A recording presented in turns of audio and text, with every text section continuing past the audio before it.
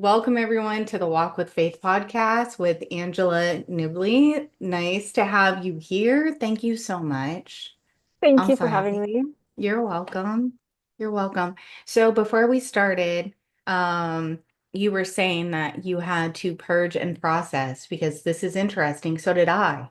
With feelings that I thought I wasn't feeling anymore. It is really, Angela, like that onion.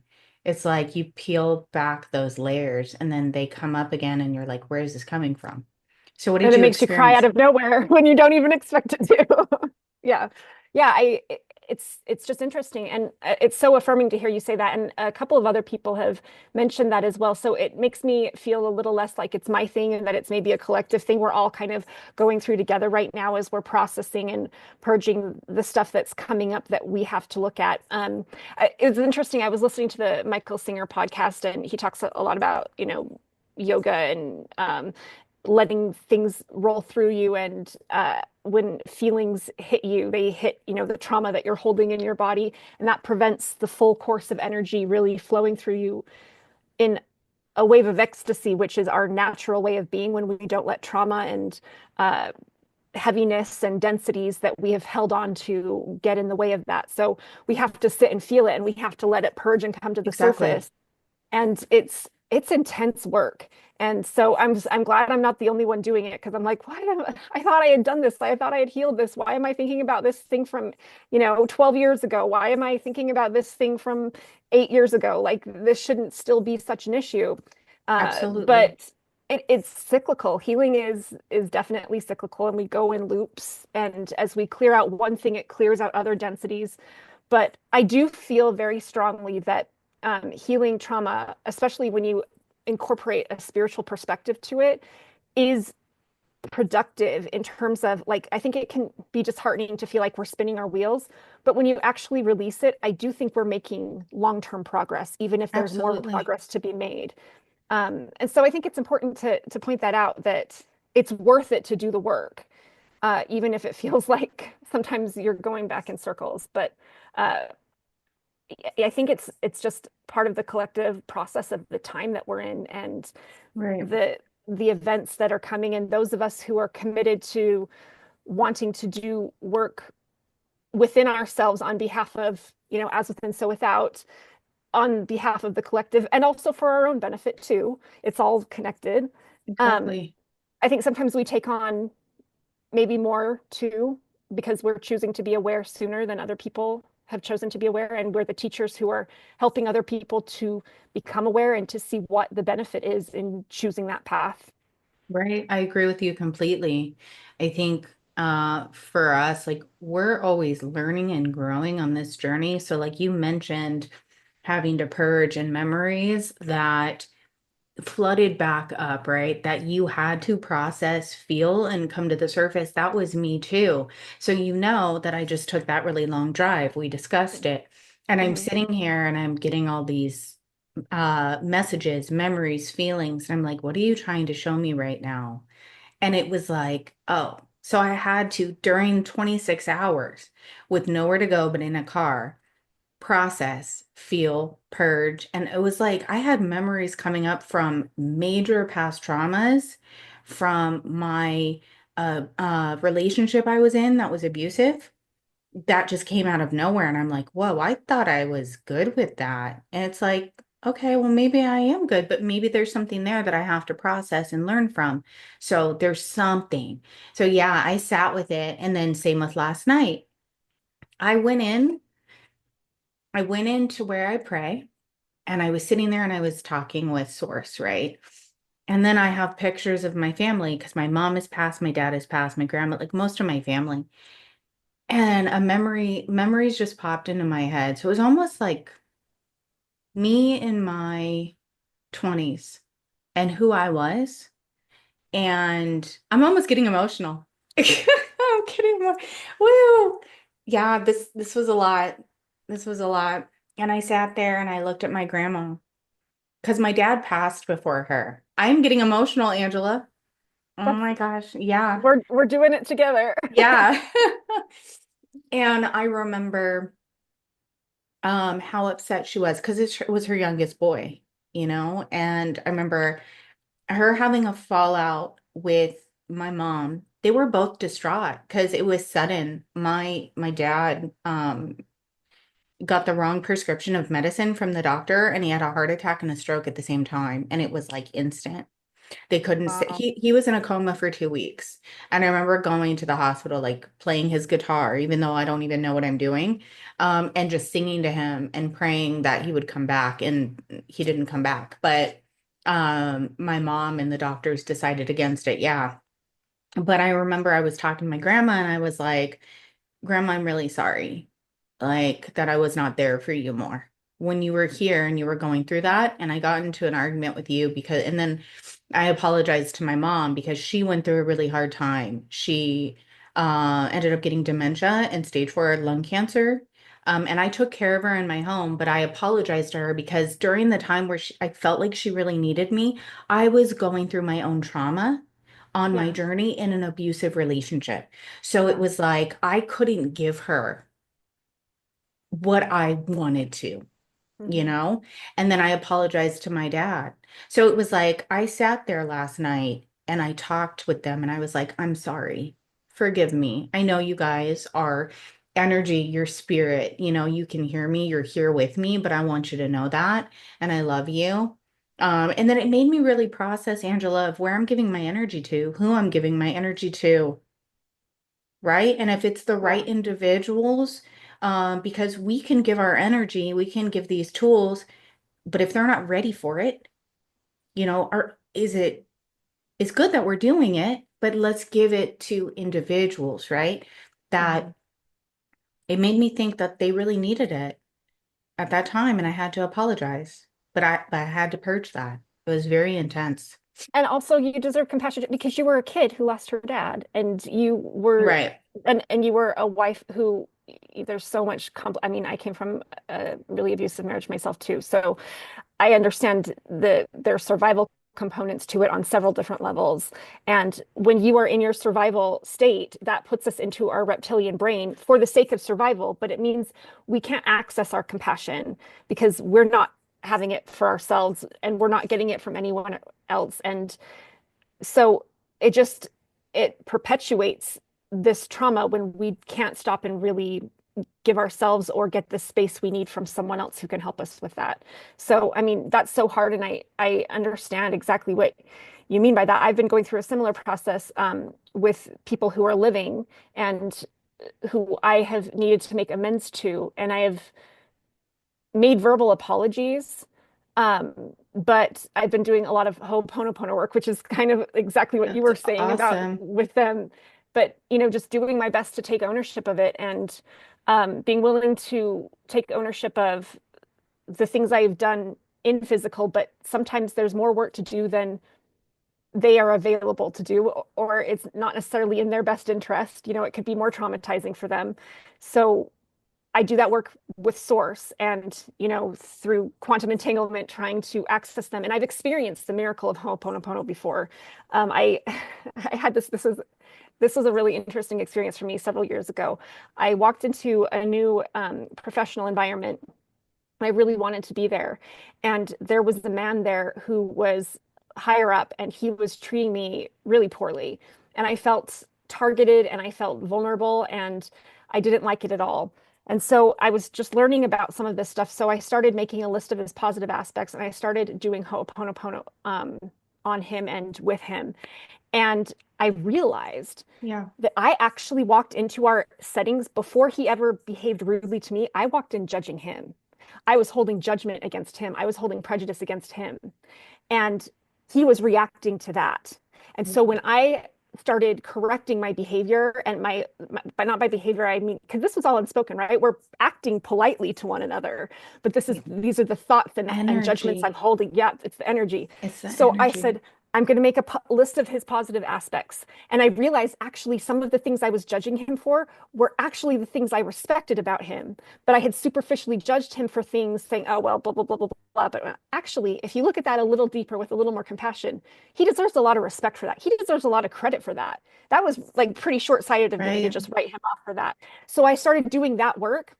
And wasn't even a month before we became thick as thieves. We became so tight.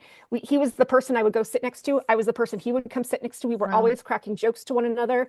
And he's significantly older than I am. So, we were just, we had this kind of buddy banter back and forth. And Yeah. several years later, he was the one person I kept in contact the longest out of all of that. So it really showed me how much we bring to the table in that. And it doesn't excuse abuse and it doesn't, excuse, we're all responsible for our behavior, but it does show how much we can really, how much we bring to the table from Absolutely. ourselves and how much work we can do on our own. And we need to do it in the physical, but we can also do that work energetically on our own with source too.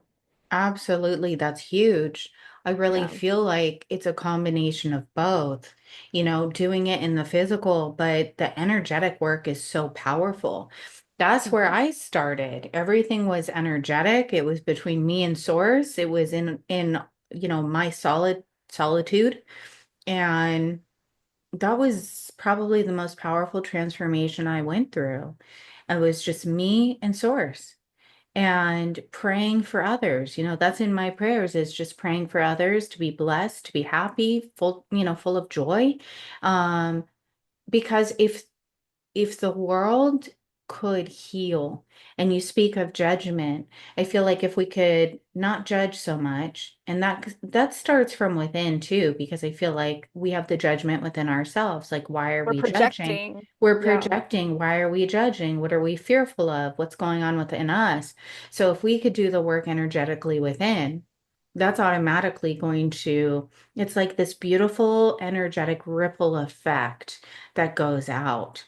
Yeah. Um, and then we look within ourselves, we see ourselves too, truly, and what wounds we have. And it does not excuse abuse. No, not at all. But something I always think about, Angela, is like me, I don't blame him. Why did I stay? What was I fearful of? Why? Why did I listen to other people? I remember my mom saying, he's the only man who's ever going to ever truly love you. She didn't know because my dad had passed. She was fearful. She thought this man loved me. No, he was wounded. But see, I listened. I didn't follow my higher self or source's guidance. So it's like when we take that accountability, that changes so much. But almost we have to be broken. It is like really going into the furnace, to Mhm. feel all these feelings come up, to be refined. I feel like We have being to let refined. go of everything that isn't a match to our higher path. And Right, when right, we've been inundated and we've integrated and taken on these traumas and identified with them, we have to walk through that. We have to burn it out. We have to become the gold from the ore, right. and it's painful. It is it's not for the faint of heart. But the thing is, the opposite of that isn't better. And that's one thing that it's so valuable to do this work because when we are pushing away our trauma and avoiding it, then we keep repeating it. We are not Absolutely. self-aware and we escalate it and it gets worse and worse. I know, like when it comes to my own accountability, for me, it was recognizing why did I choose this? Right, Why did I give these people access to me? What did it serve me? What were my motives in doing that? What was I getting out of it? Why did right, I think that was going to help me? And usually it's like a paradox. It's like an inverse kind of thing where the thing you're hoping, like if you're trying to get love, you're going to learn what conditional love is really quickly when you're trying to manipulate love out of people by people pleasing them. When you're right, trying to do all of those things, you have to look at, and so then you realize you have to get into the thick of a storm and just let everything calm down and go inside and realize that you have to start that fire and that furnace from inside you and let that calm and that centeredness and the state of right, being you want to choose come in so that it can then ripple outward and reflect outward. right, right. So it makes you really think about the relationships that you choose as you are on your spiritual journey. What are the motives of, and when we look at ourselves, what are the motives? Why do we want it? And as you do the healing work, I think for me personally is I want peace. I want something that's peaceful, loving, and non-judgmental.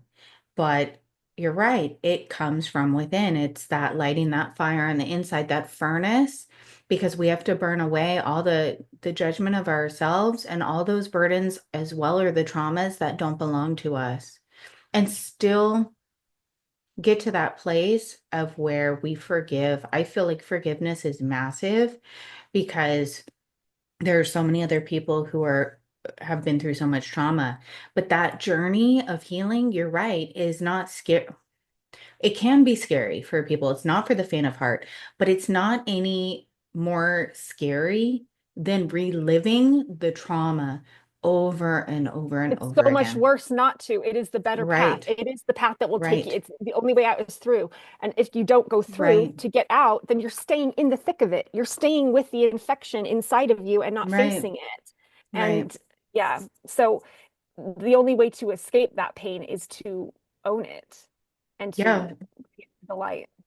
Oh, yeah, exactly. Own it, process it, feel it, purge it. Yeah, Yeah, make those yeah. changes. I know. So, can you tell everybody about who you are and a little bit about your journey? You brave, courageous, divine I've lived feminine. I've lived several lifetimes in this one. So um yeah, I'm actually working on a series of memoirs. So that's in I and of love it. itself a lot of stories. But basically I let's see, where do I start? I was raised in Mormonism, and that is a very controlling faith, high demand faith. And it's also born in mysticism. So I was 6 or 7 years old when my great grandmother died. And a few weeks after she died, she appeared to me in my bedroom in the middle of the night. And so that was very consistent with what I'd been taught Mormonism was. And I wasn't close to her. She wasn't a nice woman. And I did not, we weren't close. And so it was surprising to me, but at the same time, it was consistent with the faith. And for a long time, it actually reaffirmed my faith in Mormonism because I'm like, yeah, this is what they told us happens with dead people. Like that's what happened with the founder when the church was founded. But then when I came out the next morning and said, hey, grandmother was in my room last night, my parents did not react well. Yeah, Wow. Okay. they freaked out. And part of that is also because within the faith, those experiences are kind of reserved for the leadership.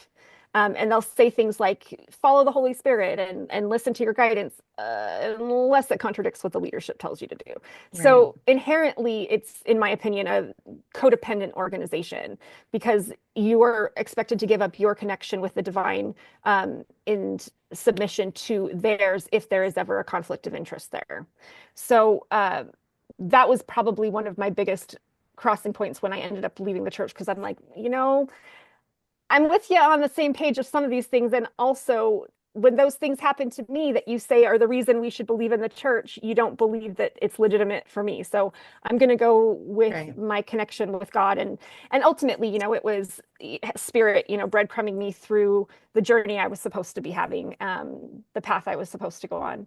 But in my opinion, because of the way the church is structured and the culture that has come up from it, it is a narcissistic system, which is not to say that everyone in it is a narcissist, but it normalizes narcissistic behavioral patterns. And the reason I say that is because they retain a lot of control from the people through shaming tactics.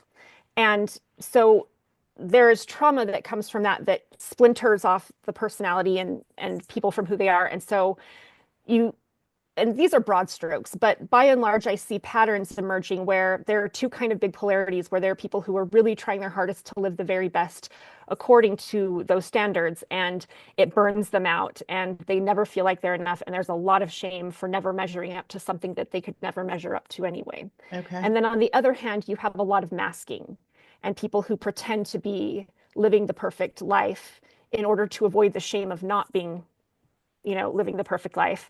And that Right. drives a lot of deviant behavior underground. And that perpetuates a lot of abuse. And so people don't take ownership. They don't take accountability. It's not safe to take accountability, frankly. Like they're not really taught. It's a Christian faith, and they talk about repentance, but in my opinion, from what I've seen, there is not a lot of true social redemption within the culture. There's a lot of shame and projection. So when you falter, if you're not living up, there's kind of a, what's the word? It's like a mob mentality of on the gossip of it, they kind of get high on the energy feeding of the humiliation Which is that comes negative from that. energy. That's not Exactly. of source. It's Yeah. abuse. Yeah, it's Yeah. It's absolutely abusive. abuse. And there are other much more explicit abuses that happen as a result of that too, because those deviant behaviors, get driven underground. In my experience, there is a lot of rampant adultery within the community, and that's of course extremely shameful and extremely frowned upon. I also think that has roots in polygamy and the ideas that come from polygamy, even though they don't do it, there's still a mentality of men having an entitlement and access to women. So there's also a lot of SA and a lot of CSA within the culture. The rates in Utah, the last time I did research, it's been a couple of years, but I worked on a play where there was research done and I did some of my own research. And the rates per capita for CSA in Utah are significantly higher than the rest of the United States. Wow. And I think that there's absolutely a direct correlation there between, the idea of abusing power and staying in control and the entitlement of control over other people and Right. having to wear masks and projecting this perfect image while also doing horrible things and Right. and not taking ownership for any of it or taking ownership to repattern those behaviors. So yeah, that's kind of my background. And my training is I'm an actor and a director and a writer. And so I kind of think of acting as the art form counterpart to psychology, and I think of directing as the art form counterpart to the science of sociology, because the psychology of acting is, let's see, how do I say this? Good acting training is about studying the objectives of why people do what they do. What are your motives? And you might have heard that in like, what's my motivation? It's Yeah. because good acting is about discovering why your character is doing what they're doing. And to truthfully portray human nature, we have to study what human nature is and what people's pathologies are. And that comes in, personality profile archetypes throughout history and throughout the fairy Awesome. tales and the mythologies that come across. But um, as far as directing is concerned, you have to incorporate, there's a lot more to it than this. This is kind of simplistic, but a lot of it is about then taking what the actor does on a personal psychological level and incorporating that Right. in the relationships and also as within systems as a whole. And so I really love both. I'm neurodivergent That's too, so awesome. these are my special, like this is putting all of this kind of seeing how people behave and why we do what we do and spirituality and how that all ties in together and seeing the bigger picture and seeing the patterns unfold. That's like my special interests all That's rolled into one. amazing. So Well, yeah, that's because acting really, I mean, good acting really isn't acting, right? mhm. It's it's about Reacting right, truthfully to right. circumstances as though you were in the circumstance. Yeah. That's why you'll see authentic crying from an actor because they're diving deep and they're really getting in touch with that part of their character, right? Yep. Exactly. When it's done well. And the way I was trained, and I was trained by excellent people. So as a director, I also encourage this of my actors is that if you don't feel the tears coming, don't force it. Give me a truthful reaction. And You're sometimes that's like, going to a funeral with no tears. right, Sometimes you get into the moment and there's a take or a night of a performance where there's nothing but tears. But let's give it an honest, truthful reaction. And right. yeah, that Because that's more powerful, Angela. I mean, even if there's no tears, but you're feeling it, that truthful reaction is going to be extremely powerful. People are still going to see it and feel it. It's going to come exactly. through. And I'm so glad you said that because that actually kind of ties back into everything else. One thing when I was studying script writing, and I took a class where we basically studied, it wasn't a script writing class, it was a class about story structure. And we studied that stories are basically mathematical equations. So a specific kind of drama is a specific kind of mathematical equation and a specific kind of and there are categories of dramas and comedies. It gets pretty complex, but by and large, dramas are a formula, and comedies are a formula, and tragedies are a formula. And so and the reason those formulas are in place is because the stories that resonate with audiences and their hearts follow universal law. And that's what I realized because Wow. I got my training in Wow. my early 30s. I got my degree when I was almost 35. So it was so valuable to me because I'd spent my 20s studying spirituality as a young mom, reading all kinds of books and studying about channeling and Abraham Hicks and Bashar and all kinds of things like that. So when I went to school and studied this, I went, wait a minute. The reason audiences like that is because they're following the law of correspondence. They're following the law and cause of the scriptwriter is following the law of cause and effect, the law of polarity, the law of rhythm. Those are the laws that are playing out in these stories. And Wow. that's why good stories follow these structures because they are truthful and we feel that in our being. And that's what moves us so much. So Right. that was so cool that you said that because that's really a lot about what my work is focused on right now. Yeah. So are you doing that full time? Directing, acting, all of that? I'm an entrepreneur. I'm doing my own thing freelancing right now, and I actually have several projects in the work. I have a lot of things going on. I love it. I mentioned I'm neurospicy. So yeah, I have a lot of things going on, and I'm focusing on a lot of projects, and I'm really excited about all of them because you know what? Because it's channeling. I'll be sitting and I'll get a channel of what I'm doing here and I'll get all the ideas put out and I'll get the business plan in place and okay. And sometimes then I will spend a few hours doing that and then I'll put that on the back burner for a few months or even a year or more. You know, I have an idea for a business I want to execute that I'm not ready to execute in the next year. I have other stuff that's more, urgent. So like I'll still get ideas for it and I'll still like keep up my notes on it, but I know that Right. this is something that's coming down the road. So I actually have several things going on like that.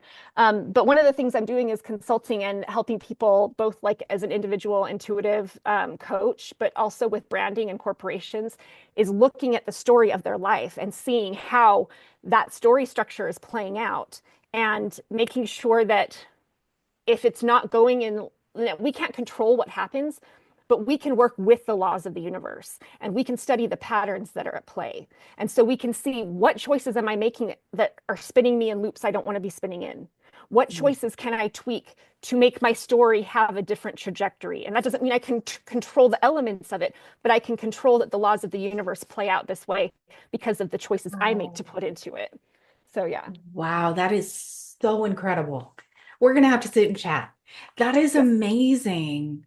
Oh Thank you. my, It's so exciting. It's really exciting. And I love that I've been able to come to a place where I can put all of my intense special interests that are, that's one of the cool things about aging is that it just comes together more and more. And it things that seemed so separate 10 or 20 years ago are coming together to be what is right. uniquely special about my path and my journey and what I find so fascinating and so passionate about in each of these things to be able to bring them together in a way that is helping and serving people and making a difference. Um, But yeah, that's exciting. that's extremely helpful for people because they need that. Sometimes they feel like they're making the right choices, but then why is this happening again? But it's happening for a purpose. But, Mhm. how can you align yourself or how can you adjust things with the universe to make Yeah, things flow just a little bit easier? Maybe yeah, remove hopefully some of the tower moments that may come in. Wow, that's incredible. yeah. Well, and like if you look at the hero's journey, and I'm actually working on a piece about it, but the heroes start and the villains start are actually the same thing. And the difference between let's say so there's some confusion here about the idea of what a villain is because I think that the villain's era is part of the hero's journey. It's about being willing to disappoint other people and take your power back, and you're willing to let other people call you their villain in order to not let them do that. But when I'm talking about an actual villain, like a supervillain, I'm talking about someone who is actually looking to cause harm to people for their own gain and benefit. Right. And there are individuals who do that too.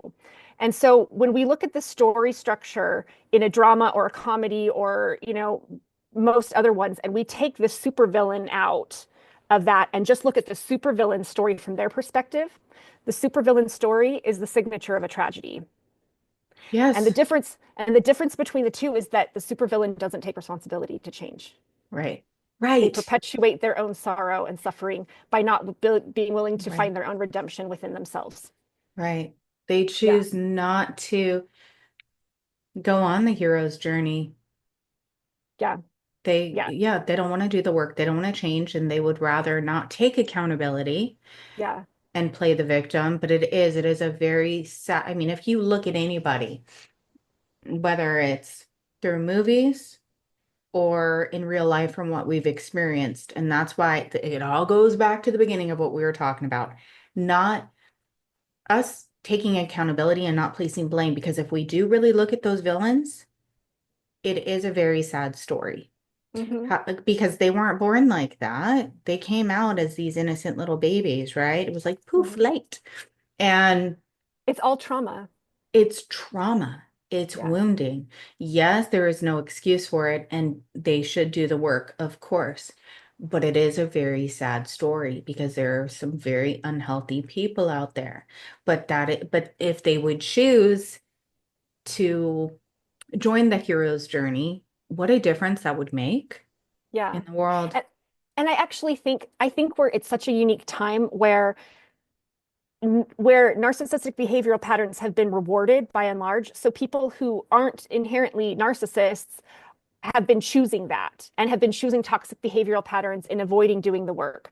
And I think we're coming to a time where things are so escalated that karma or cause and effect is starting to play out and consequences are showing themselves across the board. And once that Absolutely. starts happening more and more, and people say, actually, there is a consequence to making these choices, and actually, there is a benefit to choosing to take the harder path to doing the Right. work. And you're going to see those polarities play out.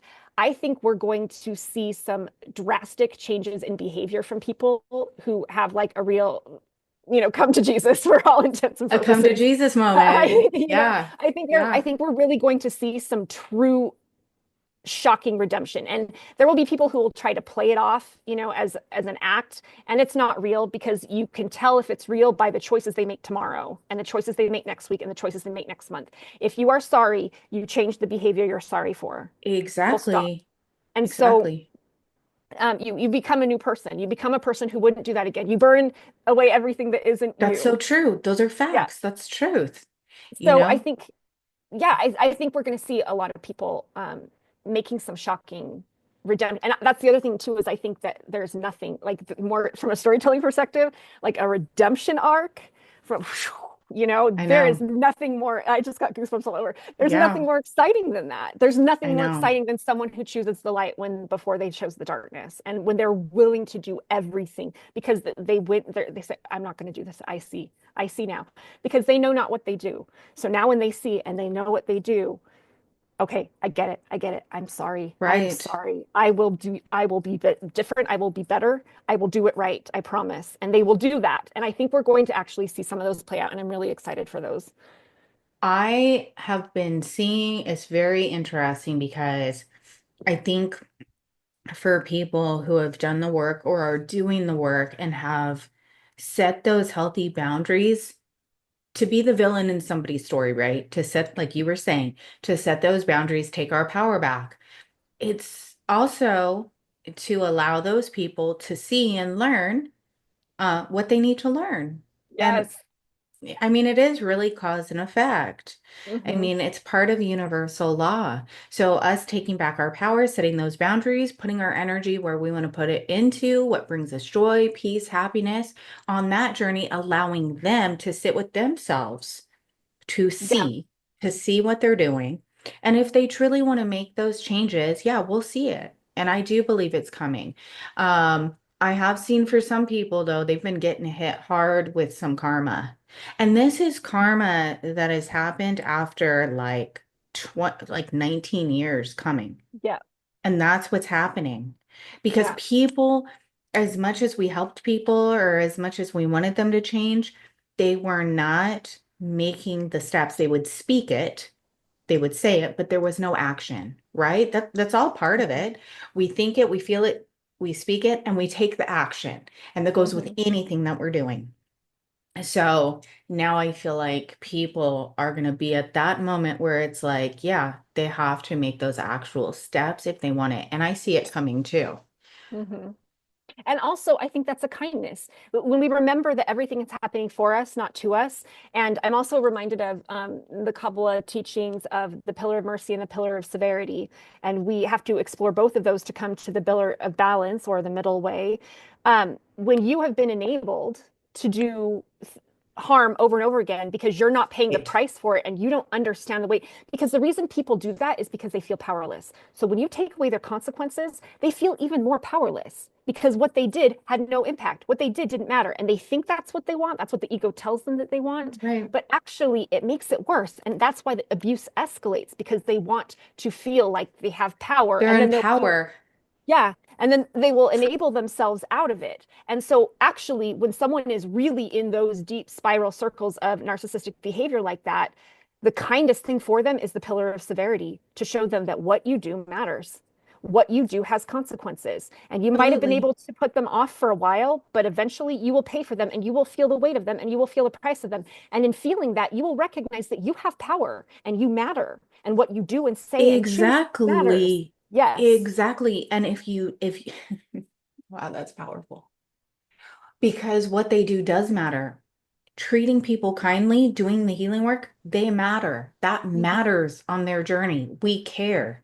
But Mhm. also knowing that there are consequences to the harm that you've caused and feeling that, you're going to see that that matters as well. Yeah. Exactly. It brings in a balance, but it Yeah. also makes them realize that, yeah, their choices really do make an impact and it does Mhm. matter. And we're children of God, and that means that we are powerful. And feeling powerless is not the same as being powerless, but when we're traumatized and wounded, we feel powerless.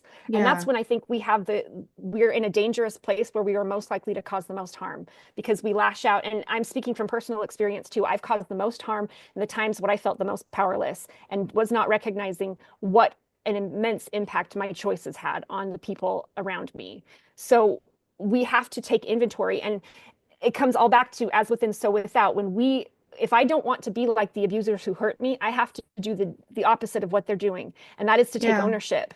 And that is to say, I'm sorry, I did this, I was wrong. I was Yeah. learning. I'm trying to do better. I never meant to hurt you, but I did, and I am sorry. And I'm improving it with new choices.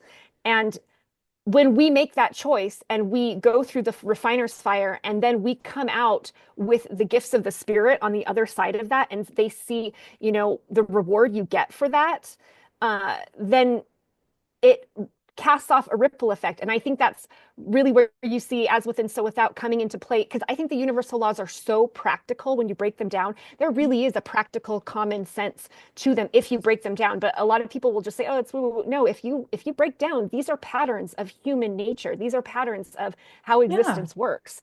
And when you pull it apart and look at it, you can see that this shows you what's coming if you choose this pattern, if you choose this way. Exactly. Yeah.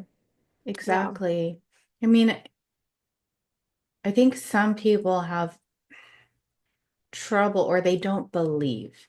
So they don't believe in karma or karmic law, universal law. They don't believe in consequences, but they are starting to see that, yes, their choices do have consequences. There is going to be cause and effect for everything that is done, So it's like, you're right, doing the opposite. So if we want love, to come into our life, we have to love ourselves inside and it will play out. It'll be that ripple effect.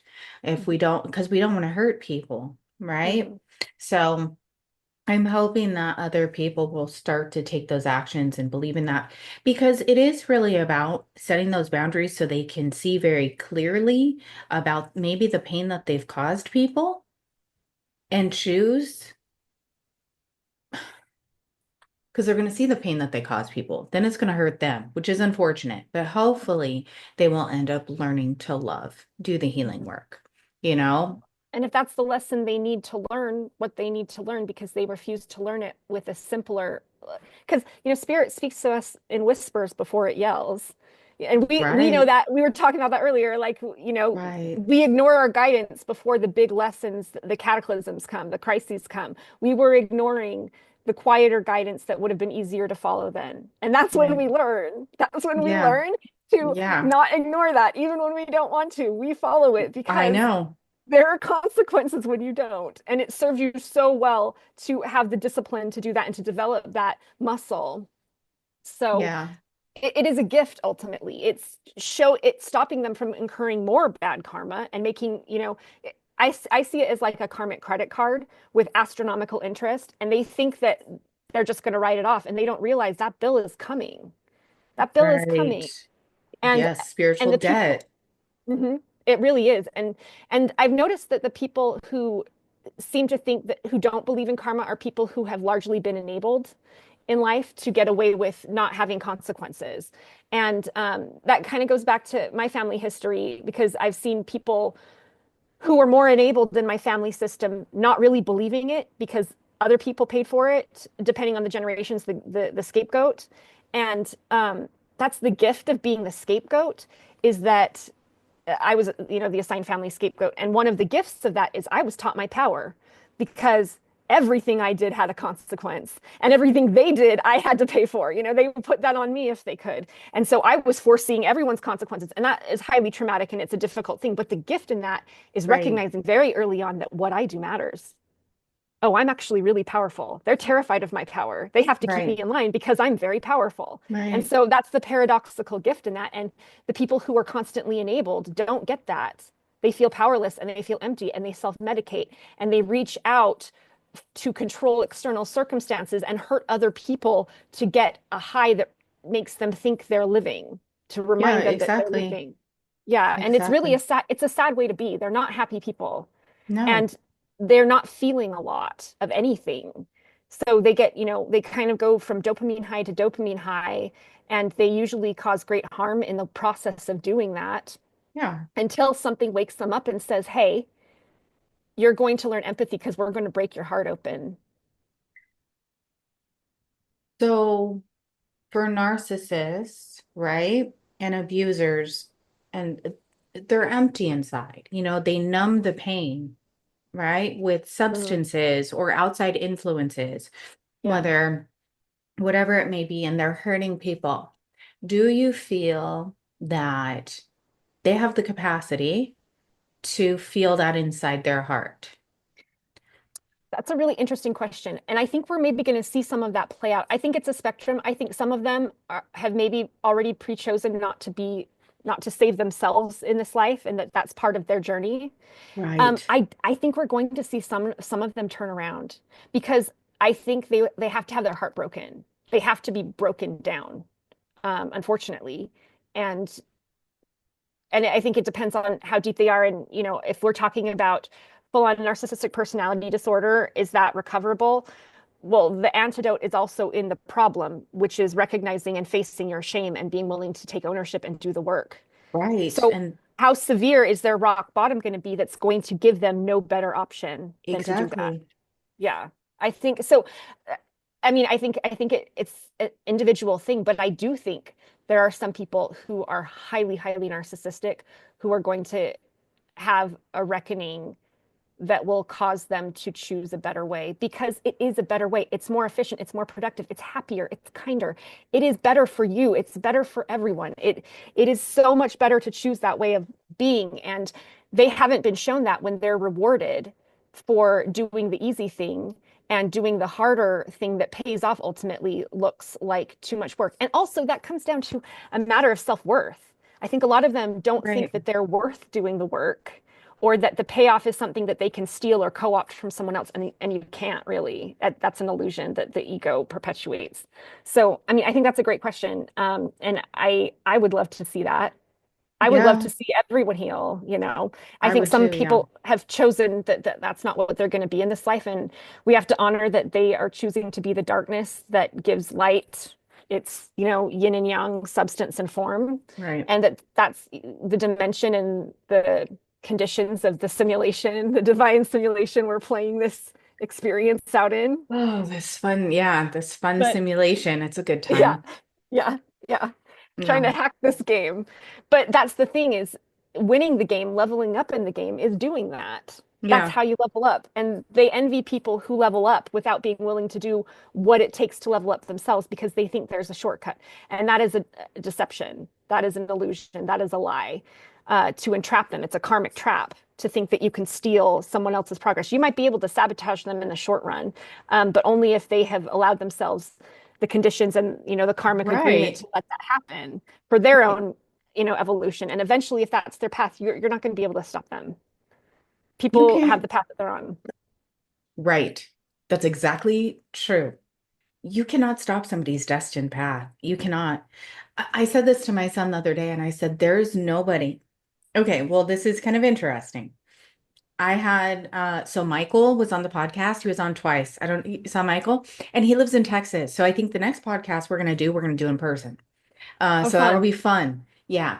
But he messaged me because a bot came onto my Facebook. This is very interesting.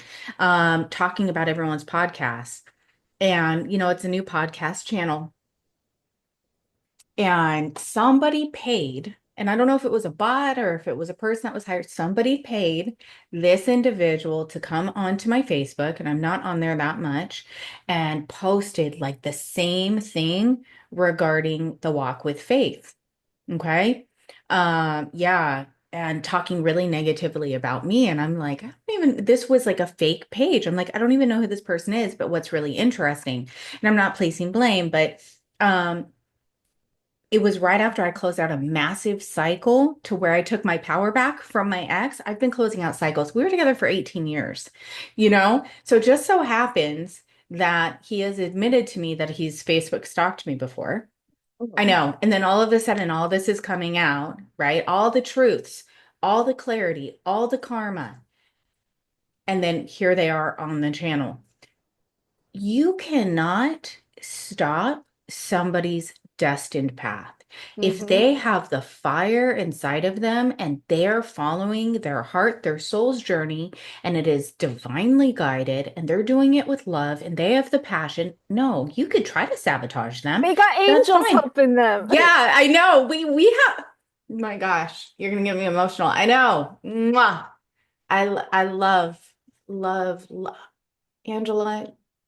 When I talk about our angels and when they come up in those cards, or I'm getting these messages or just source, oh, I love, it's like if I could, I would say it all day long and I do it at home. And that's why I told my son, I said, you know what? Because it was actually on the way to go help somebody on my trip. Michael calls me and he goes, look at this. And I'm like, I don't care. I'm going to block him. I know it's a bot. It was like some fake page, or I know they got hired. It's no big deal Mhm. because the only one who is going to sabotage my journey is going to be me. Yep. I'm the only one. Because Get knowing it? me, I'm going to stick my foot in my mouth or do something goofy, or whatever, but you still can't. You can't take it from somebody. Mhm. And Can't. they put so much energy into that. I have some I people who know. do that too.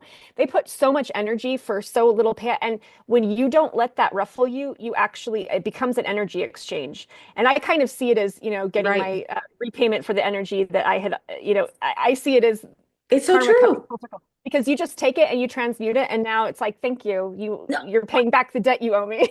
that's what I just did. They were like, I hope karma comes knocking at your door. And I was like, yes, please. I'll take Mhm. good karma because I know Mhm. what I'm putting out. Thank you. Yes, I take it. Like, And I want to take ownership of the things I might not have seen that I'm doing wrong too, because I don't want to perpetuate it. right, And I want to right, make right the things that I've done wrong. So right. give it to me. I will take it Give all. it to I will take me. it all. Yeah. Yeah, because I would rather make reparations for Mhm. whatever wrongs that maybe I wasn't aware of at that time, but I'm learning from, and you bring it to my attention, and my intentions are pure. So, Mhm. but thank you for letting me know, or thank you for showing me this. Okay. And then, I still ask for forgiveness and I still forgive you. And let's move on. But you know what? I'll take whatever the universe, whatever God wants to give me, you Mhm. know? It's like I own it. And that's Yeah. why I'm saying nobody's gonna do that except for me. It's gonna be Mhm. me, you Yeah. know? That's our sovereignty. And when you stay in that state of alchemy of not judging what they're doing and just saying yes and thank you to everything that comes Okay. your way. Yeah, if you You're just in take it. receiving.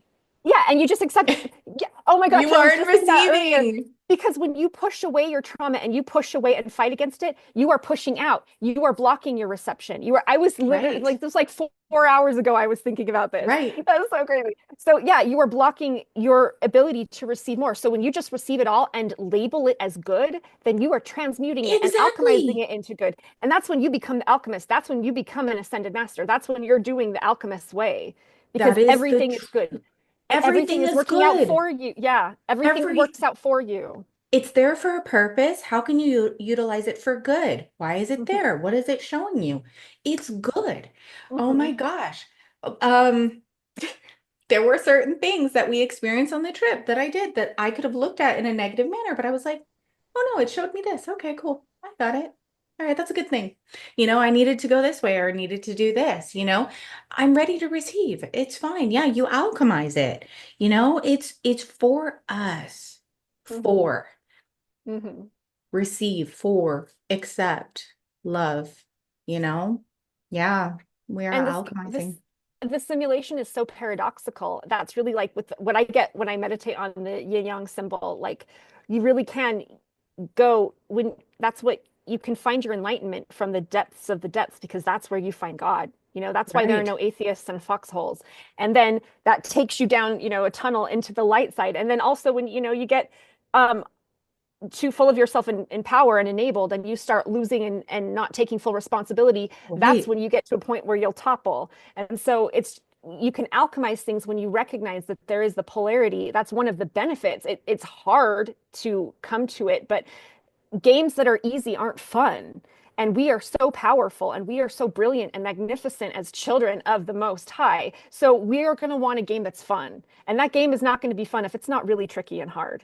And then learning to overcome it and to surf and ride that wave, that is Right. what we came for. That is the rush that we came to Of create course. within. And so Yeah. you can take, yeah, that positive and you can just flip it on its head and turn it into something that is, you can see how it was there to work for you. And you can do the opposite too. Although I do think that the universe Yes. has a positive inclination. So I think we're more inclined to have positive things work out and there's more momentum to help us that way. But we can spiral into a dark one if we want to. Oh yeah, We've all people, done we that. have that choice. Yeah, but then we have the choice. So we can look at it, in the most negative light. We can look at it in a fear-based light, or we can take it and look at it in the most positive way. Turn it Mm-hmm. from negative to positive or dark to light or whatever we choose. That is a part of the game. Mm. We can choose that. Mm-hmm. It's not, regardless of like we're talking about people throwing stuff or the bots or people hiring to go like that. Thank you. I'll take it. I'm going to Mm-hmm. receive. I'll receive all of it and I'll transmute it and I'm going to turn it into something good, Yeah. and I'm just going to stay positive or see how I can, evolve from that situation. What am I going to learn from it? But we can choose to look at the more negative aspect of things. Um, but I feel like people need to understand that we are reflecting. This is our game. This is our game we can choose to play. That we with the Most High get to, why am I hearing get to play a game together? That's like coming through. We have that authority to Mm-hmm. choose our journey. It doesn't mean it's going to be simple all the time, but you're right. It's not supposed to be. It's for us to experience highs, lows, ups, down, hills, waves, you know, whether we're riding a bike and we crash on it, that was an experience. Yeah. So it's about this journey. It's about Mm-hmm. this incredible journey and making our way through it and leveling up because it is a game. That's why we say Mm-hmm. level up. Mm-hmm. Yeah. Being There's so much happy. symbolism in all of it. There is. And that's what I love so much about, being a director, because I get to weave it all in and like combine all That's kinds so of cool. I references and love stuff. it. And it's the biggest rush I've ever, it's the most open channeling I've ever experienced is when I'm directing. Wow. Yeah, it's so fun. That's so inspiring. You're very inspiring, Angela. Thank you. You're incredible. You're welcome. You're welcome. So. Um, so you incorporate your faith and your spirituality, all of that, your channeling, your energy work into your work. Yeah, How go ahead. how do people react to that? Is everybody spiritual that you work with, or how does everybody else? It depends. I've been working alone for the last few years. I love to collaborate and theater, and I also have a background in improv, so that's very collaborative, highly collaborative art form, and I love it so much. I haven't really done a lot of collaboration since the lockdown situation, so I've been doing more independent work, and that's been part of my journey is more of the hermit way and finding my own process and creating being kind of the puppet and the puppeteer to myself. That's awesome. So that's been a lot of fun. Um, you know, I think a lot of people who go into I say that the PTSD to actor pipeline is real. And I think PTSD also makes people more psychic and more in tune to their sensitivity. There's a lot of neurodivergent people within the theater community that I worked in. I mean, I would say most of the people are more likely neurospicy than not. So I think that lends to people being more sensitive and more in tune with energy. And even if they don't believe in God per se, they do believe in energy. And because even so many theater games, so many improv games are actually like telepathy, are actually like energy work. There They are even games are. where yeah, like you're playing with energy balls and throwing them back and forth. And like there are warm-ups where you actually do like turns doing telepathy. So I think that they're very integrated inherently. I think it's a really magical art form, and that's part of what I love so much about it. So, to some degree, I've been open about it, and some people are more openly spiritual and getting more and more into that. But I think just coming out a little more recently in deciding that I'm going to embrace. It was actually because of something Robert Edward Grant said. Like he used to say that he kept his social media separate. There's like the LinkedIn for this and the Instagram for that, and his YouTube, and he would keep like the idea of his spirituality separate from his like woo woo stuff kind of separate from his business. And he decided that he was just going to do it all together Right. and post it all together. Just and I decided Oh no, you're that cutting. was uh, You're freezing. Oh no, come probably back. going to be the truest path for me. And also, it's being like, oh, There we go. can you hear me? Oh, Yep, you came am back. I back? Am I You're back? back. Okay. So I realized that okay, good. I'm sorry, my internet connection was unstable. Um, it I realized that in finding my path professionally, I want to be a whole person. I want to be integrated. I want to be true about who I am, and I don't want to fracture myself off or wear masks or pretend to be only a portion of who I am with people. Right. And if people aren't, I don't need people to be like me, but I need them to respect me and my wholeness for it to be a collaboration that is honoring myself. And I'm in a place where I'm not willing to play small or be fake about that. I don't Right. want to pretend to be something I'm not. I don't want to hide who I am. I don't want to, and I don't want to disentangle that from my professional work. Of It's who I course. am. And I can work with people really, really well who don't feel the same way, but I want to be all of who I am. And I don't want to uh, Dim hide portions that. of that. Hide, So hide who you are. Yeah. I love that. yeah, so I just want to I want to be all me, and that's why I recently like started my LinkedIn again because and it was kind of scary for me to do that because I am coming at it from, my spiritual I if people want to consult me on LinkedIn, they can get my services there, but I'm very much approaching it from a spiritual standpoint. And I even talk in my bio about how, realized I was a medium at 6 or 7 years old. And so That's that is part of incredible. who I am. And it's part of my professional work. And it's part of what I bring to the table. There's skills Of they're course. not just attributes I have, but they're skills I've been, working with cards for over 20 years. I've been doing this stuff for a really long time. And so I don't want to deny myself the professional merit that brings with it. And people who don't respect that will find that information about me another way. And then it's like, they weaponize it against you or say you're not being real Yeah. or they think that they can use it against you. So Yeah. I'm just going to be me and I'm just going to put all on the table. And if Yeah. you want to say that I'm crazy or wackadoo or woo-woo, then you're welcome to think that, and we're not Right. meant for each other. And I'd Right. rather know that now. I'd rather know that now before investing Right. my time in you and you investing yours in me, because that's, one of our most important resources. So I don't want to waste my time, and I do not want Absolutely.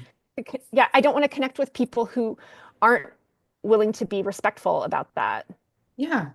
Of course anymore. not. I don't have boundaries about that. So yeah. Yeah. I feel the same way. It's like being our authentic selves, being true to who we are and putting it all out there, no matter what other people may think, it's just who we are. This is how we were made. And we have to, I think one of the greatest feelings is just being yourself.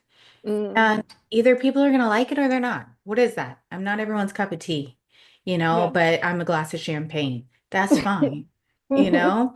But I Yeah. think that's wonderful that you're just being whole. You should be whole because just be who you truly are because the right people will flock to you, will love you. We flocked together. Yeah. Yeah, Yeah, we I did. love you. You're so I fun. love you too. We click so well together. We have the best conversations. So I know. I love you too.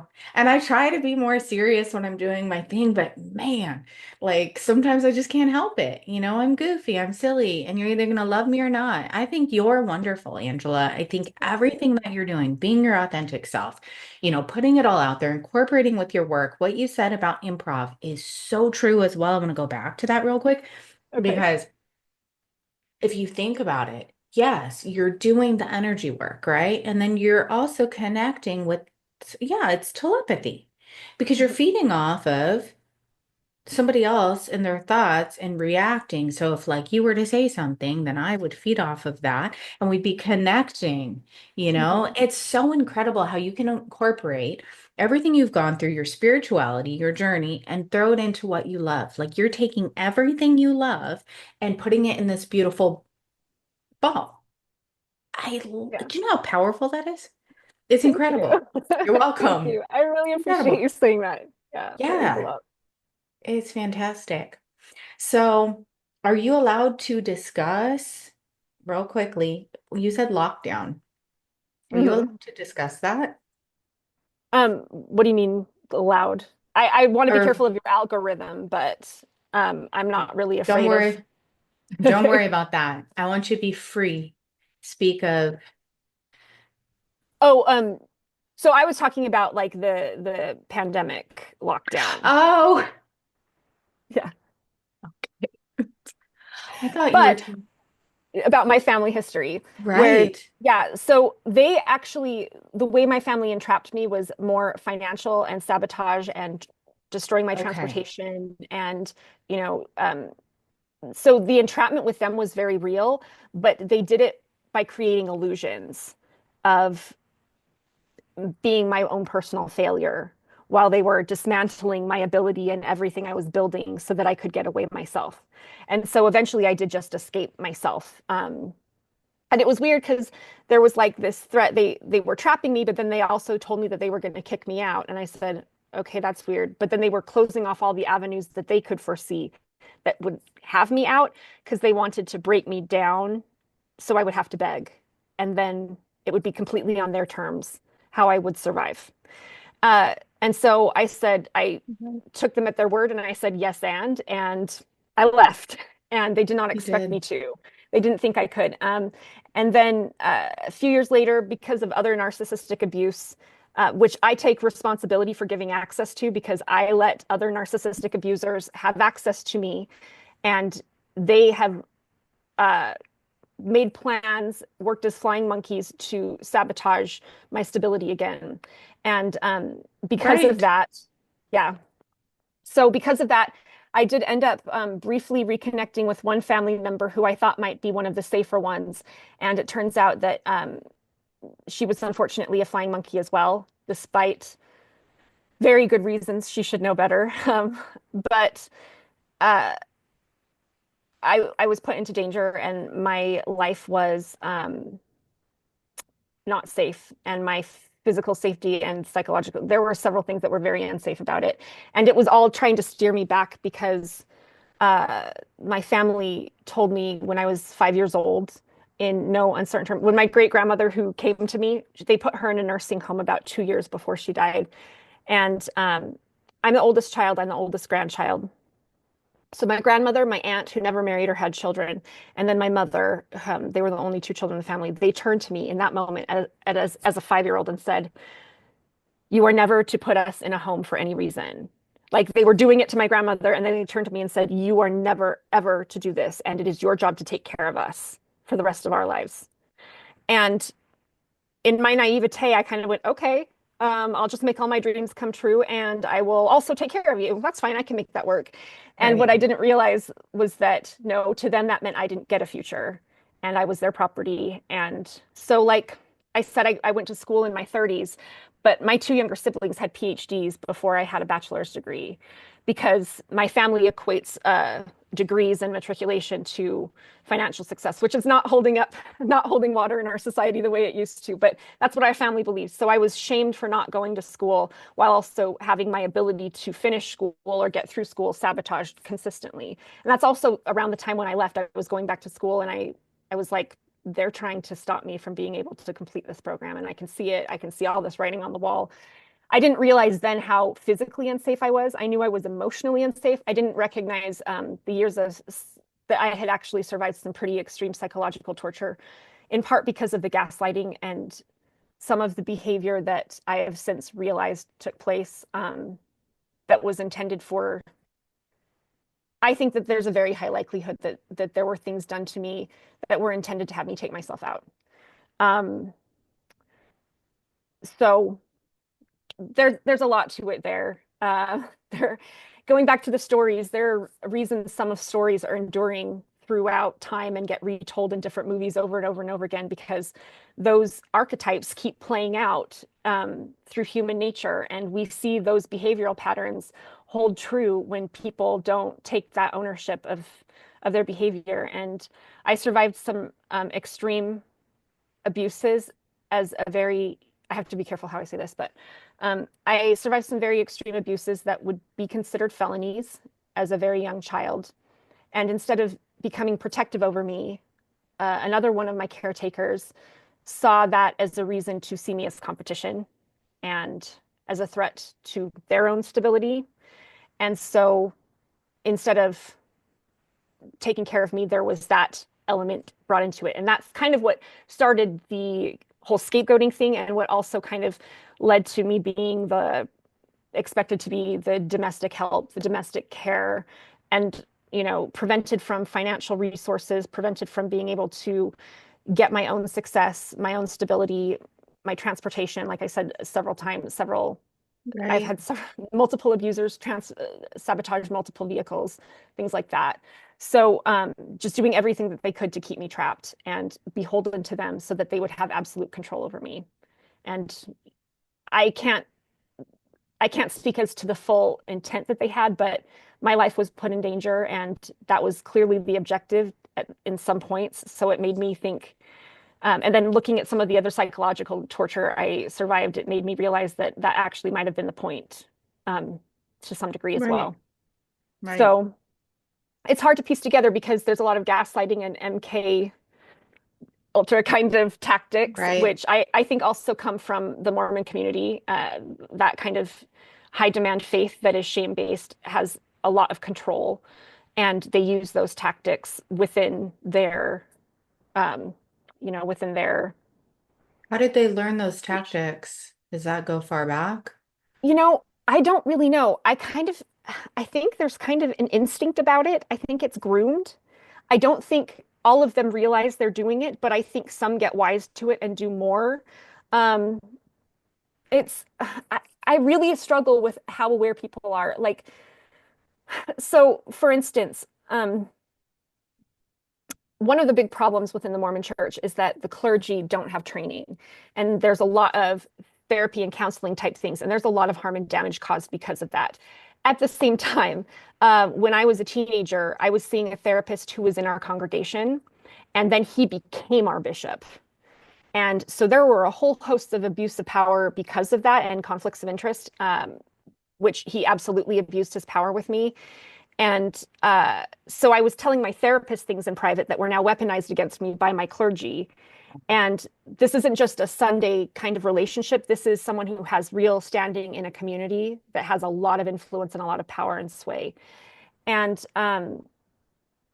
unfortunately, he's now in prison for his abuses of power and sexually assaulting other people. He began grooming me, and so there's a lot of criticism about there not being people who are qualified to have those positions within the church who are causing harm because of it. But then when you take a person who has a PhD in psychology and who has been working as a therapist for decades, and they're put in that position of power while also thinking whatever mental Right. patterns they're involved in, that does not absolve him from being able to abuse power and cause great harm, No, it does including not. and so he turned out to be one of the most dangerous. Um, Absolutely. I can so see that very yeah, clearly. yeah. And so when people don't take ownership of the harm that they're capable of, and they think that they're immune to consequences because of their status, and I think the Mormon culture perpetuates that. And that's not to say that everyone who practices Mormonism or believes in Mormonism is like that, because you also, get the other side of that. You get the empath side, and you have people in the middle who are on the spectrum too. There are really, really good Mormons out there who are doing their best and who really believe in it and who practice it to the best of their ability. And I don't want to denigrate them or, deny them their autonomy. But I've seen these patterns play out in a social and community setting when the religion itself has so much power in how that community was founded and perpetuated, to the point that even when you think you have the best situation, this person came and caused this much damage and harm, and he's the person who should have known the best. He's the person who had every Absolutely. reason to know why they're doing, and of course they know better. They use it and weaponize that information to become even more Exactly. abusive. Exactly. So that's why, I've had to really come to Jesus myself with my own narcissistic traits when I fall into survival states, because I don't want to be like that. And I don't want to perpetuate those harms. And I recognize how easy it is when we fall in those, narcissistic states, because the reptilian brain is what is driving that behavior for the sake of functioning, for survival. And we feel justified when we are unjustly harmed to Right. react.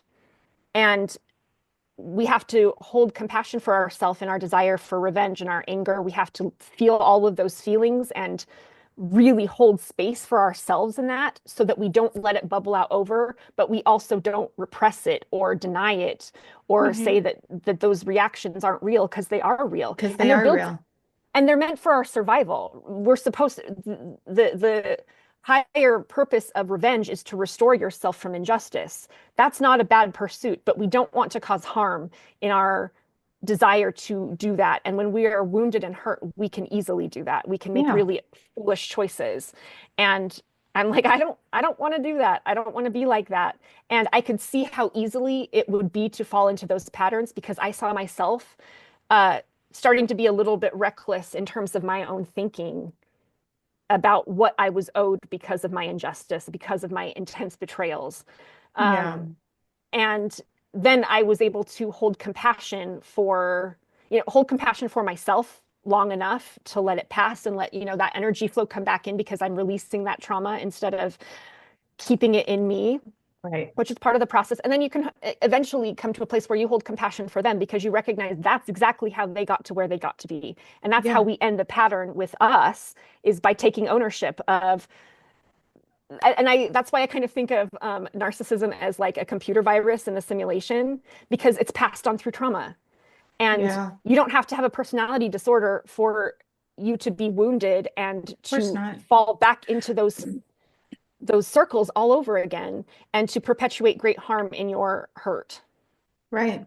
Because we have a choice. So we could go through traumas, we could be, you know, abused, and we can allow, instead of processing it, right? We could allow it to fester, build, and keep it inside and fill it up with all these poisons, I want to Hmm. say, right? Rather than us sitting with it, processing it, releasing it, taking back our power, holding ourselves accountable. Okay, why did I allow this in my journey? There are people who make that choice. So with my ex and with other people in my life, they were how am I gonna say this? Okay, so there was a lot of abuse in those people's lives as children or Hmm. neglect, a lot of Hmm. pain and suffering that no, that everybody, and that's what's really sad, you know? They brushed it under the rug or they ignored it or it was people in power that did it, whatever it was. But this person, you're right, felt powerless. It goes back to feeling powerless Hmm. at a stage in your life where you trusted, Hmm. right?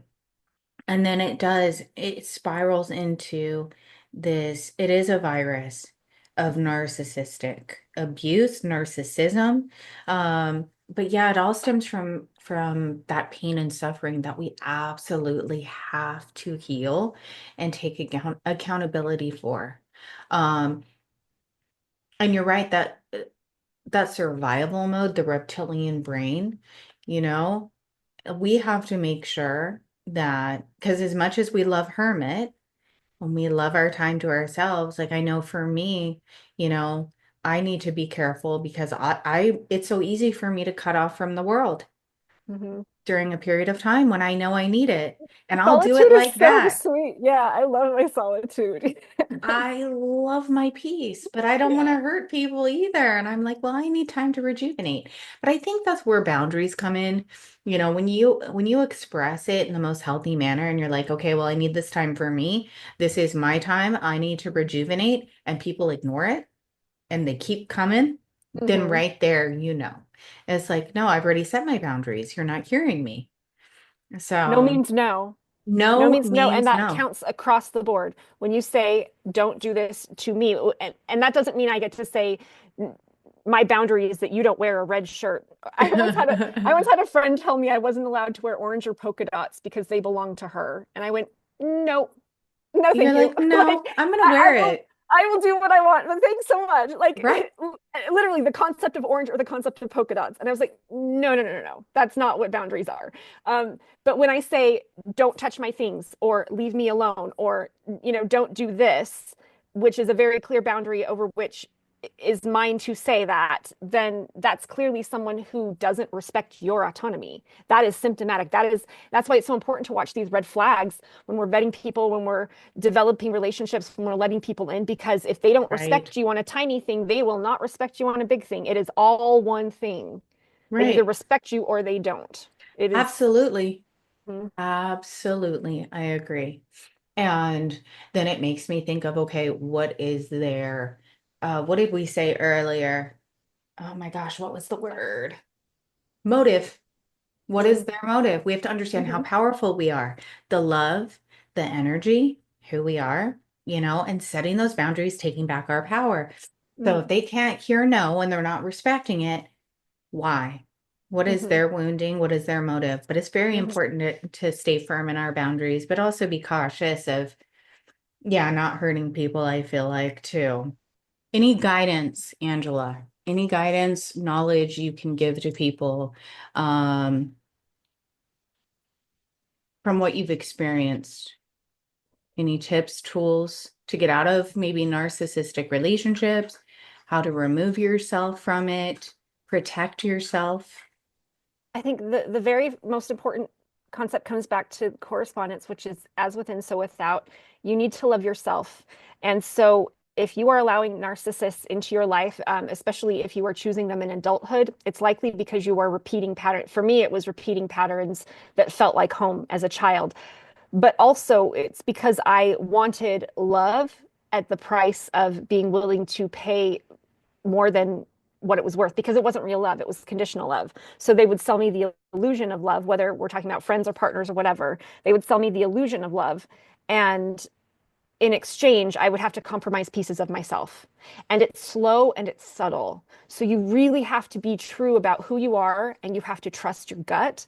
And if something you, I would say, get close to the divine and get close to your communication and develop that. I remember several years ago, I read John Edwards' book, and he talked about like how as he was learning to become a psychic, he would develop like kind of a dictionary of symbols for him personally. And there are some kind of more universal symbols too, but you Right. kind of develop a working relationship with your guidance and your angels and your, your team, so that you can get that communication from them. And so when you are getting communication, trust that. When something feels off, trust that. When a red flag is, when their behavior is inconsistent to their words, trust that. When they don't respect your boundaries, trust that. Those are red flags that show that they are not really loving you. They are offering you the illusion of love in exchange for what you can offer them. And it's going to cost you a lot more Exactly. than it will ever give you.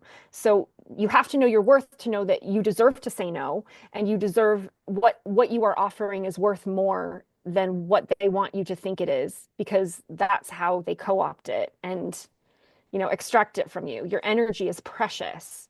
Your Thank time is you. precious. Your labor, your effort is precious. And when we love people, we will just give and give and give and give. And that creates imbalance that, when we're being of a service mindset is such a way of generating joy, but you have to do it from a place of balance and loving yourself first. If you're Absolutely. if you're of a service mindset and you are balanced in yourself and you know who you are, then everything you give comes without strings, and you're giving because it is joyful to give, and you're giving because you truly love the person and want to magnify them, and you're giving from your overflow of the cup, not from what you need to sustain in the cup. And so you need to fill your cup first before you expect anything from anyone else, before you give anything to anyone else. And that's not selfish, that is survival. You need that is that's what it means when God helps those who help themselves. You have to take care of yourself and take responsibility to take care of yourself and set the boundaries that enable you to do that. So like, you know, it's like Yeah, you puppy. don't quit your job to help, because your friend is going through a breakup. That's an Right. imbalance of boundaries. You still need what you need to survive. That doesn't mean you can't be there for them in an appropriate way that's balanced. That doesn't mean that you're abandoning them, but there is balance in that. That's our life force. That is what we are made of, and it's what we build our lives on. And if we don't value that because we don't love ourselves enough, we will give it out indiscriminately to people who don't value it in exchange for scraps of behavior that look like love sometimes on the surface, and also usually comes mixed in with abuse of all kinds, because that's not real love. People who really love you will also really love themselves, which means they will respect their time and they will respect. That's why it's so interesting to me how there are so many layers to this, because when you love and respect yourself and you have these boundaries, you're not going to be interacting with people who don't. Not because you don't love or respect them, but because you're not a match, and because they will tolerate behavior that doesn't work for you. And you're a buzzkill to them because you're holding yourself to a standard they don't want to hold themselves to. Right. And that's why it's so interesting when we have these boundaries. Like, I think gossip is another good one. People who like to gossip and, backbite and backstab one another, if you spend time with those people, that's what they're going to do to you, because that's what they're about. And if you say, I'm not about that, because I think Right. that's, speaking death over people's prosperity in life and health, Right. I don't want to be a part of of conjuring that energy towards them. I don't want to use my energy to do that. And I'm not about that. I don't want to be that. That doesn't mean I've never done it. I have, but I've learned from it. I don't want to be that person. So I choose to hold myself to a higher standard. And that means I'm not going to interact with people who don't, not because I'm better than them, but because I love myself enough to choose better for myself. Right. And if they, because if you tolerate that behavior, that's what you're going to get. And so you're only going to interact with people who don't do that also, because, and you'll see that as in the symptoms of their behavior. If they gossip to you, they will gossip about you. If they Exactly. backstab other people to you, they will backstab you to other people. And Exactly. there's no such thing as selective loyalty, If someone will do that to you, they will do that to their spouse. If someone will do that to you, they will do that to their best friend. They will do that to their mother. They will do that to their child. It is consistent because it's how they feel about themselves. So if you really want to attract people who have who will love you well, you have to love yourself well. And that takes a form of discipline. You have to hold yourself to a higher standard. You have to treat yourself well, and you have to treat other people well, and you have to expect that treatment from them with your boundaries. And that also means, filling your cup up in your own resources first so that you can be on Right. your own feet. And you don't give away your energy and your labor from the mainstay of what you need. You give it from your overflow. And you give what is easy to give, and you give what is natural to give, and you give it with no strings attached out of love. And then it doesn't come with heaviness. It doesn't come with, I can't think of the word I'm trying to think of, but it doesn't come with that kind of pull, that servitude. Condition. The Yeah, condition. yeah, it doesn't come with that, which is, it comes back to control and abuse and Right. resentment and all kinds of stuff. Even if people don't mean to, it does devolve into that. Unless you're someone who knows that you're only giving conscientiously. And the other thing I would do is to stop and think about what your own motivations are and then what their motivations are. And you can think in big scales, but also in small scales. Why am I doing this right now? Is that really serving me? Is that serving who I want to be next year? Is that serving what I want, you know, my life to look forward? Because the choices I make today are determining who I become and what my life will look like in 3 months, in 6 months, in a year, in 5 years, in 10 years. That's how we build who we are. Right. And one of the biggest lessons I had to learn was giving my energy and my time in the wrong places because I did not Right. adequately value them. I wasted so much time. I wasted so much precious energy in the very worst places for me to do that. And it cost me dearly. And I would have experienced much less suffering in my life if I had made that choice. And it was a lesson I had to learn. But I had to learn that it's because my energy is valuable and my time is valuable and what I can do is valuable. And I need to pour that into myself and my prosperity so that I have more prosperity to give to more people ultimately. Right. Down the road. Exactly. Yeah. And I feel like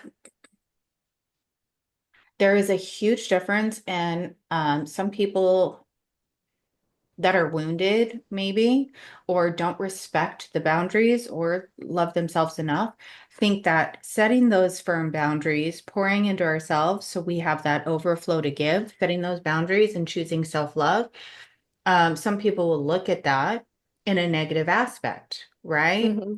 Almost like narcissistic, but it's not.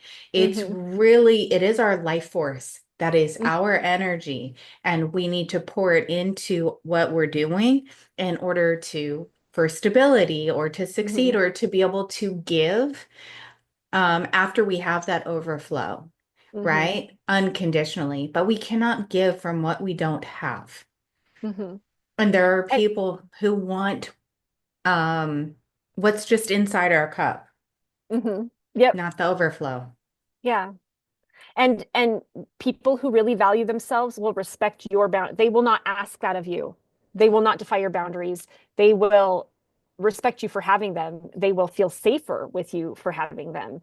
Right. And they will honor you for having the same boundaries they expect of themselves. And they expect you to follow that too. It's, a two-way street.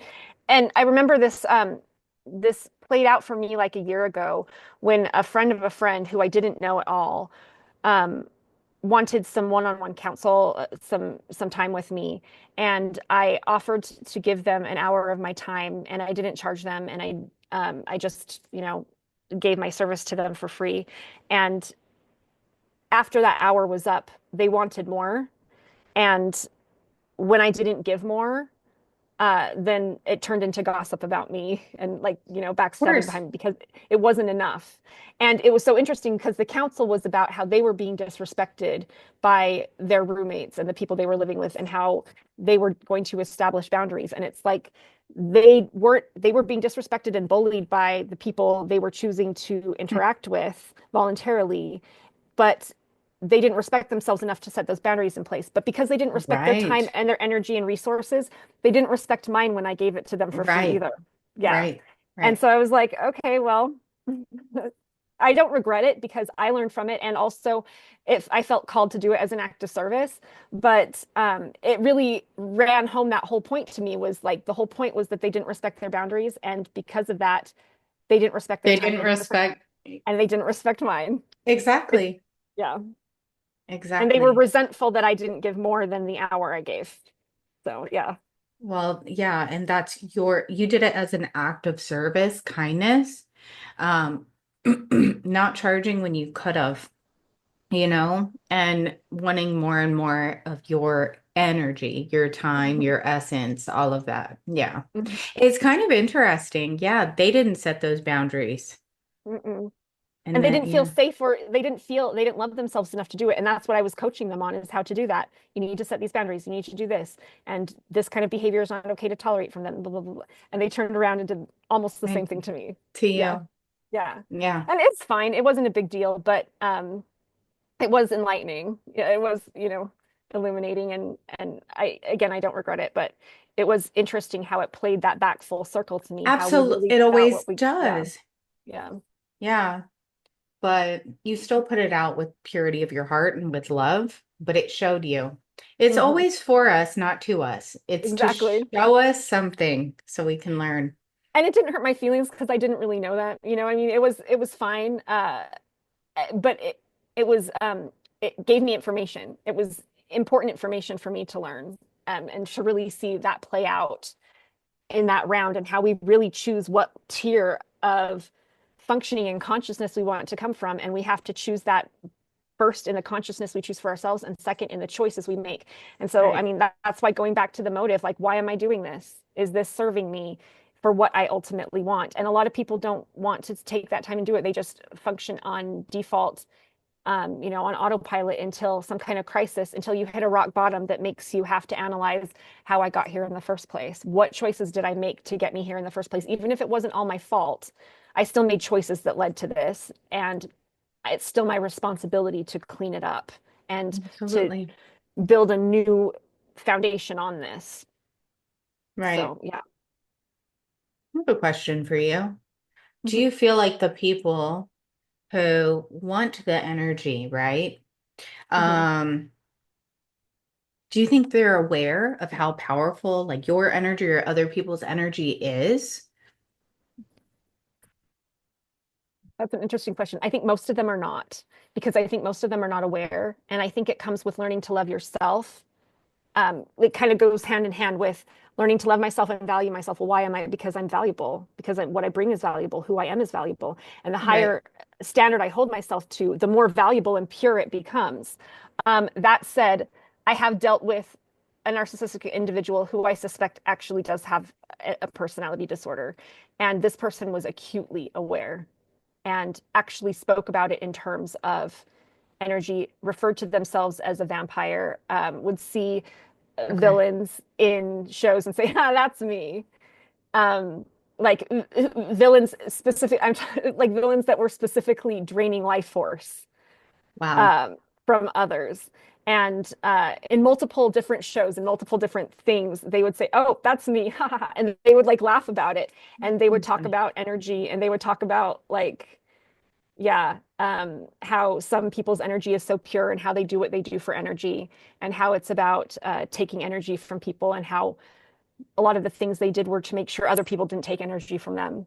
So I do know that there are people who are they're energy vampires who are acutely aware that that's what they are and that that's what they're doing.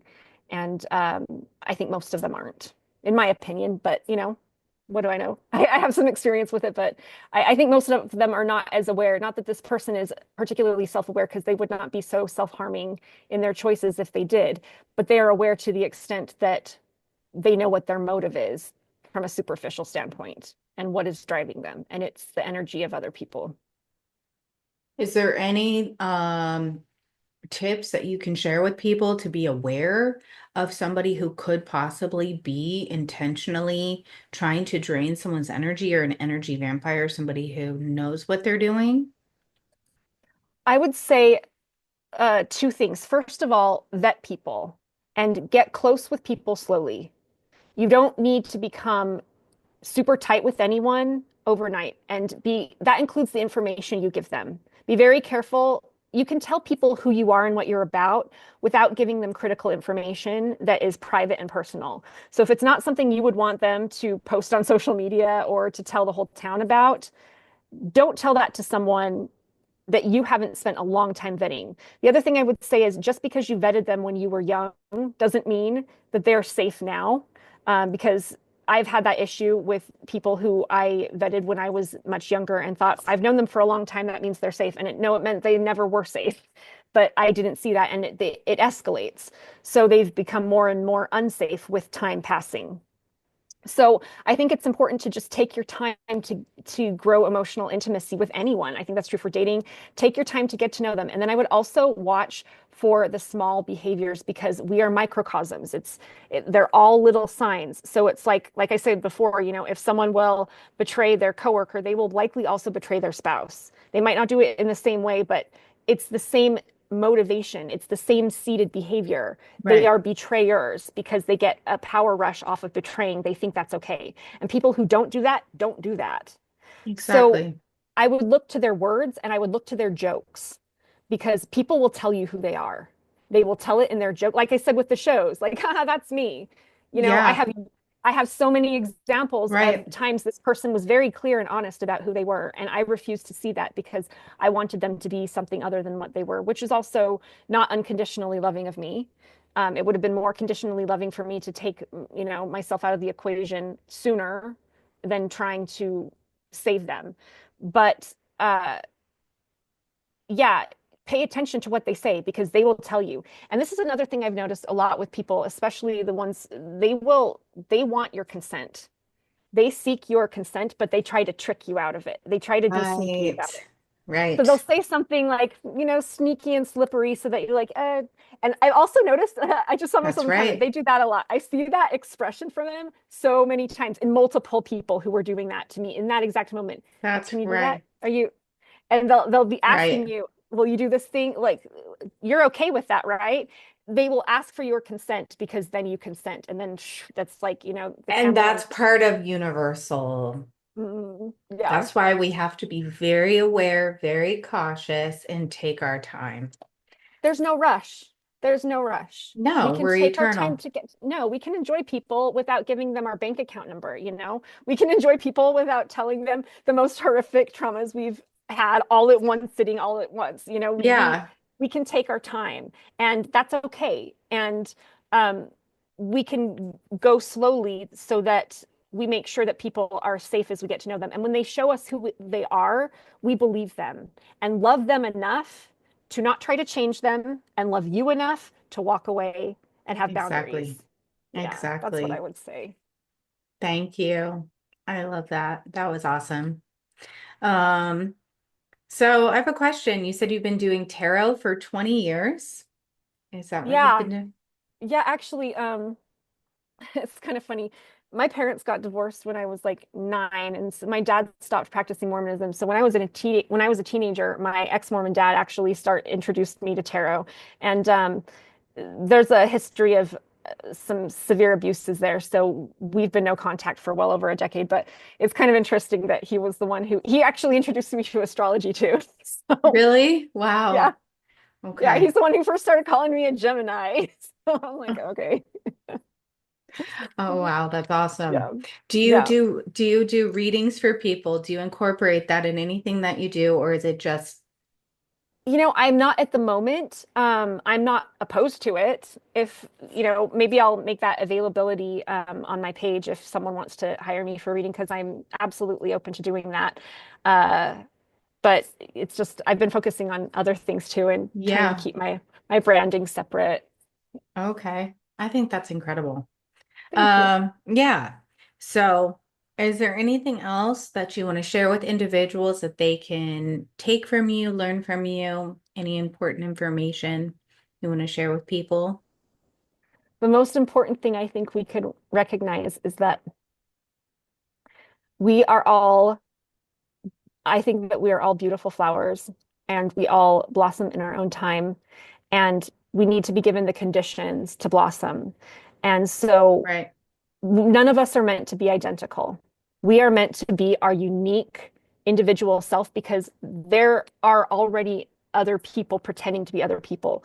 It's time for us to recognize for our mental health and as a collective that being the universe was not complete in God's eyes until you were conceived of, until you were imagined by the Most High.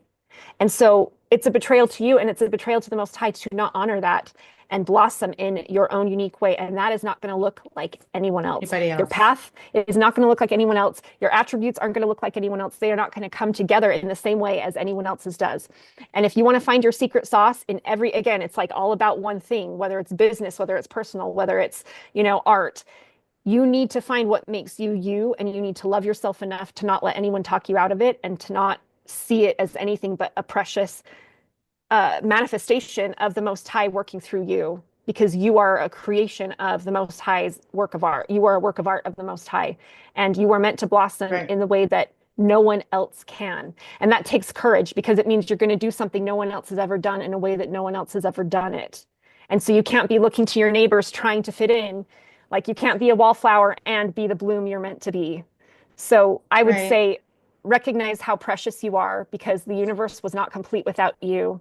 And we need you to be everything God imagined you to be. And that is by listening to that connection between you and the Most High, and having the courage to honor that no matter what anyone else says to you. Exactly. Yeah. Exactly. But I feel like it's finding that love within, that connection to the Most High, to Source, our Creator, and not looking, what you said, not listening to anybody else, not letting anybody discourage you, right? And lead you Mhm. off your path, following your joys, what makes you feel good inside. That's really, and being authentic. Yeah. And the thing is, the people who are too afraid to do that themselves are the only people making fun of the people who try. Because professionals do not make fun of beginners. Like, a great rock star guitarist does not make fun of beginner guitarists. They are encouraging them. They have a soft Of spot in their course. heart for them. They love the beginners because they went through the journey and they know how hard it is, and they want to encourage them. The only people who make fun of other people for trying are the people who are too afraid to try. And they do it to prove that they're right to not try. See, trying is hard, trying is painful. You will get abused if you try, and I'm going to prove that by being the abuser. It's because they don't love themselves enough to try. So they're actually not a lot of them. They're usually the loudest ones in the room or the comment board or the chat room or whatever, but they're not very many. Most people are too busy living their own lives and pursuing what they care about.